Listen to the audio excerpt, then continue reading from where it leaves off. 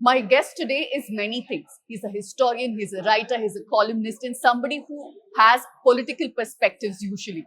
But on the sidelines of the Bangalore Literature Festival, I'm going to talk to Ramachandra Guha in a new light. He is also an environmentalist, something that not too many people know. And we're going to be talking to him about his latest book, which is called Speaking with Nature, The Origins of Indian Environmentalism, where he speaks about 10 key environmentalists from the 19th and 20th century, and also about what perspectives we can get for today's problems.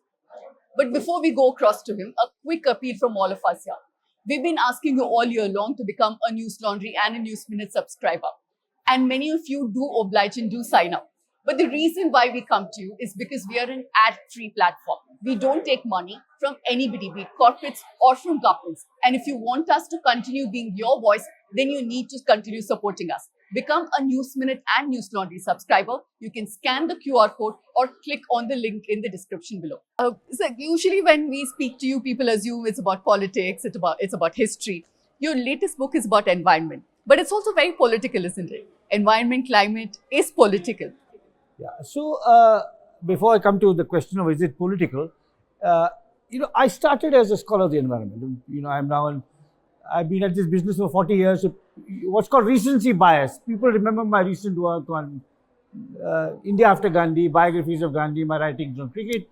But for the first 15 years of my career, I was a student of popular environmental movements, grassroots movements like, say, Chipko, and also environmental policy, how to, with Professor Madhav Gadgil of the University of Science, I wrote 2 books on how to, make economic development environmentally sustainable. There's a false dichotomy between environment and development. Actually, we need to blend them together, and it's only by through sustainable technologies, through people's participation, through democratic decision making, that India can forge a sustainable future. So, in this book, my most recent book, Speaking with Nature, I returned to my first field of research, and it's a history of 10 remarkable pioneering Indian environmental thinkers, starting with Tagore and various people associated with Gandhi and some scientists and urban planners.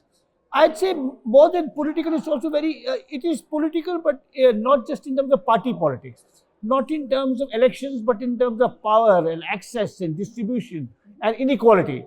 Because in a country like India, Pooja, environmental degradation affects the poor most. If you take the most obvious example, air pollution in Delhi, the rich have air purifiers, and maybe that's why they don't do anything about it. It's the working class who have to suffer, and in open housing and so on.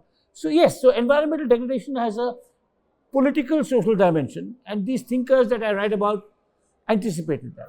See, but as I said, it's actually where I began. I'm glad that I went back to where I started. I was watching another interview of yours where you said that over the last almost 30 years, you've been doing research for the book on the side. Yeah. Tell us how that works and how, environmentalism in India changed in that period.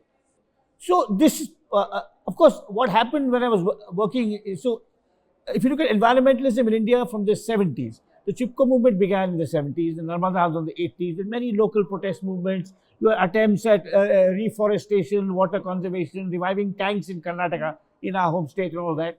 And then you had this enchantment with economic liberalization, growth, big, and people forgot about the environmental constraints to economic development. And now it's come back. Because of climate change, we all recognize it's an existential crisis. I mean, that human beings have destroyed the very possibility of their existence on Earth by what they've done to the forest, the air, the water, the soil, and so on and so forth, and of course the climate.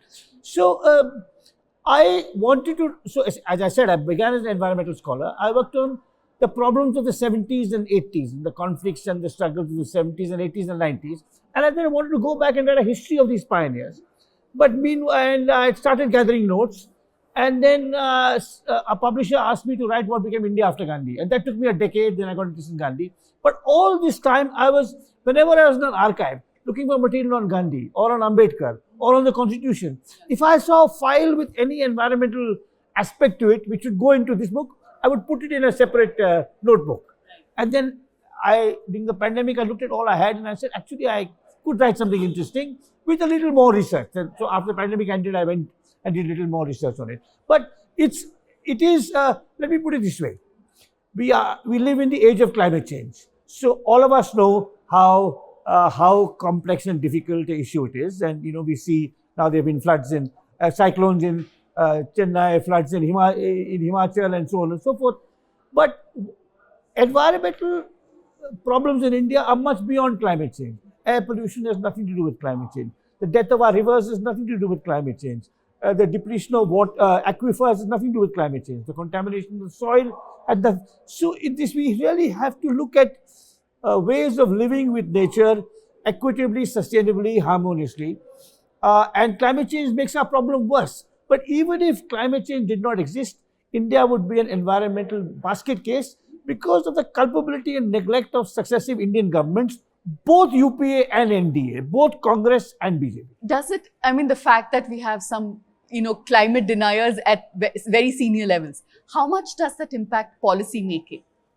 So the climate deniers, the most prominent climate denier in the world will soon become the most powerful person in the world, who's Donald Trump. So that makes collective global resolution more difficult because you need international collaboration, you need transfer of technology and finance to the poorer countries. So these countries cause the problem, but the effects are ecumenical. They're not only, poor countries may suffer more.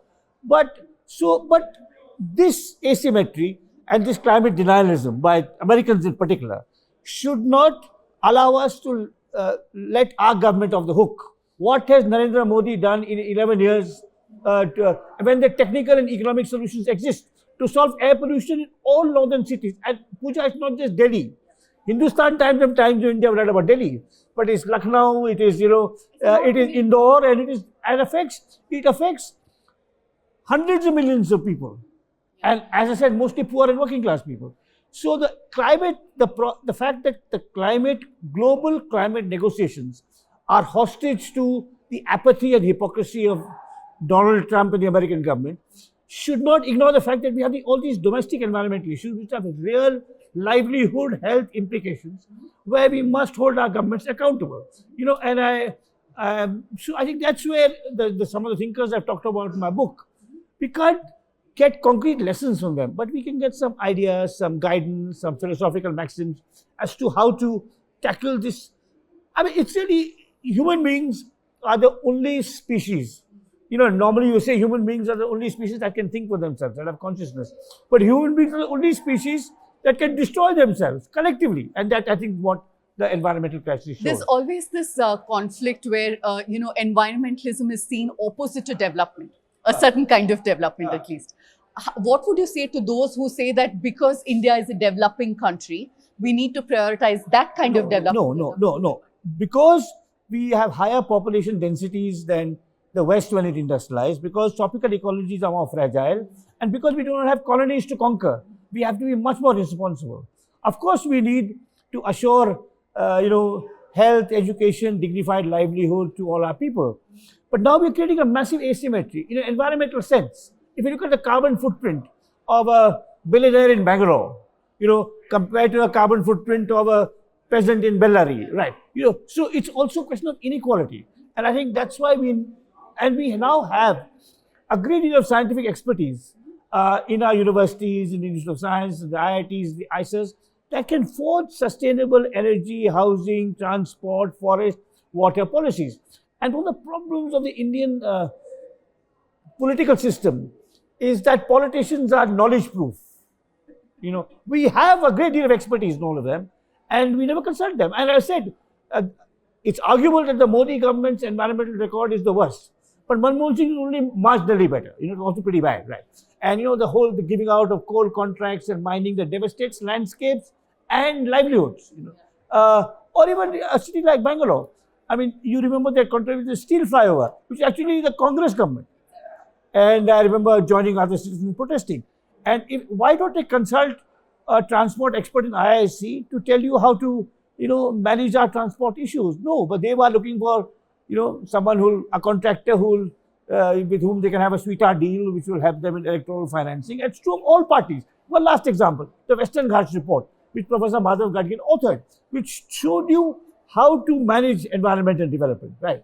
But it was rejected by every state government. So it was rejected by the communists in Kerala, by the DMK in Tamil Nadu, the Congress in Karnataka, the BJP in Goa, Maharashtra, and Gujarat. So I think this is, I mean, this, as I said, this is the entire development process is endangered, imperiled by the savage destruction of the natural resource base on which development itself depends. I know you have to go. So my last question: how does the fact that there are certain companies which are more powerful than others, and they soon becoming monopolies, right? Take the case of Adani, who's gotten contracts in Chhattisgarh, in Jharkhand, where have you? How does this impact and make the conversation more complicated? Because it was Adani here. Under the Congress regime, it may have been Jindal who got the coal contract, right? And it is one industrialist negotiating with one party in the center. For responsible, inclusive development, environmental and social development, you need political decentralization. Today, we are told democracy is vote once in 5 years and forget about it. The Prime Minister, the Chief Minister can do what the hell they want. It has to be accounted for at every level. So you need actually much more robust federalism so that state governments are involved. And the state capital, so Delhi has to cede power and responsibility to Bengaluru and Mumbai and Chennai and Trivandrum. And those state capitals have to cede power and responsibility to the municipalities, to the panchayats, and only bottom-up development where people can have a stake. So if you take this Adani mining thing in Hasdeo, I mean, those Adivasi communities were never consulted. The government, the central government just gave the contract. Chhattisgarh government also said fine.